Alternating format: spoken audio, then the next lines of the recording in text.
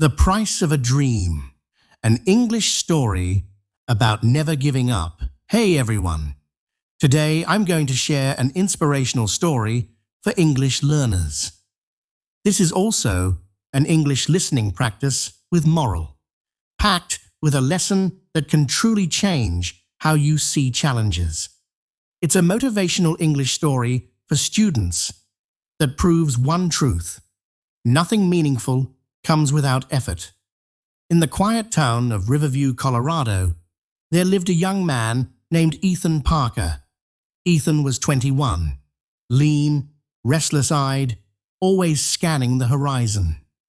While most people worried about today, Ethan dreamed about tomorrow. His family didn't have much. His father, Tom, worked as a mechanic, wiping grease-stained hands on a rag after long hours. His mother, Linda, cleaned offices late into the night, stooped over, shoulders stiff. And his little brother, Mikey, 8 years old, would sit on the porch steps, staring at Ethan, silently hoping his brother could change their lives. Every night, Ethan sat on the porch steps, arms wrapped around his knees, staring at the dark sky. He whispered, almost to himself, "How do people rise when they start with nothing?" A chill ran down his spine, and he hugged himself tighter.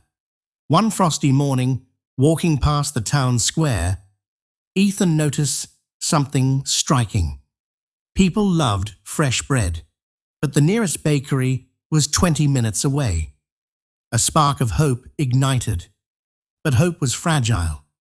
He didn't have money, he didn't have experience, and most people in town seemed to think he was foolish. He walked 3 miles to meet Mr. Harding, the town's old bakery owner. Mr. Harding was stocky, arms crossed, lips tight, eyes squinting. Ethan swallowed hard, rubbed the back of his neck and said, "Sir, I want to sell your bread in Riverview. I don't have money up front, but if you trust me for a week, I'll pay you back and leave a small profit." Mr. Harding raised an eyebrow. "Why should I trust you, kid?" Ethan squared his shoulders, voice calm but firm. "Because I'll work harder than anyone you've ever met. I'll prove myself." After a long pause, Mr. Harding exhaled slowly. "All right, 1 week. Fail, and you're done." The next morning, Ethan woke before sunrise, shoulders aching, and hoisted a crate of bread. He dragged it into the town square and shouted, "Fresh bread, warm and delicious." Most people ignored him. Some whispered, shaking their heads, "Look at that kid, trying to sell bread? Pathetic. Who even trusts him?" Ethan's heart sank. Cheeks burned, hands trembling. Only Mr. Harding stood at a distance, silently nodding. Hours passed. His first few customers were skeptical. They poked at the bread, grimaced, and walked away. Ethan offered free samples, smiling through knots in his stomach, trying not to cry. By the end of the day, he had sold a few loaves, barely covering costs. He returned to Mr. Harding, chest heaving, hands sweaty. The baker nodded, a small smirk tugging at his lips. "Not bad, kid. See you tomorrow." Days turned into weeks. Weeks turned into months.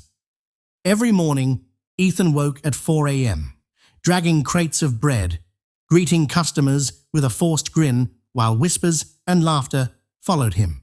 "Still trying? That kid will never make it. Why bother?" The words stung. They made him doubt himself.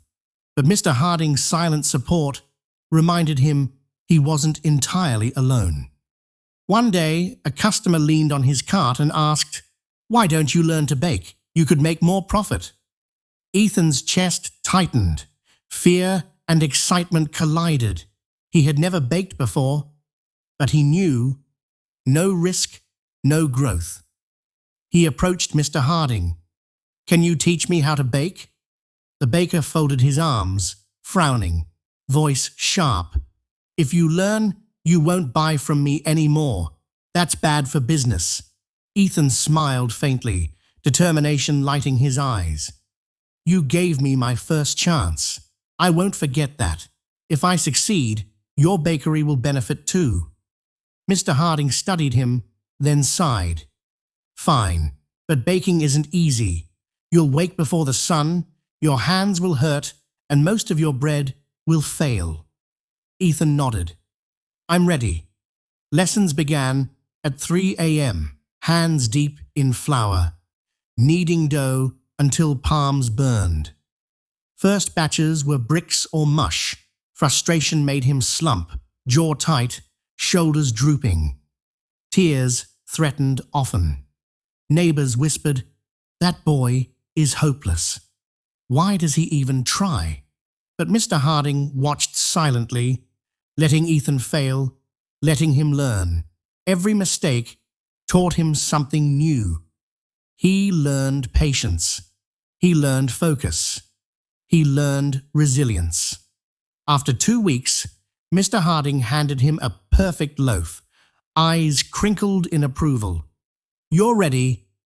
Ethan baked at home, tiny oven humming, flour dusting the counters. Mikey helped pack bread, jumping with excitement when a loaf looked perfect. Linda made tea, rubbing her hands together, proud but quiet. Soon, he expanded to cookies and pastries. Customers noticed.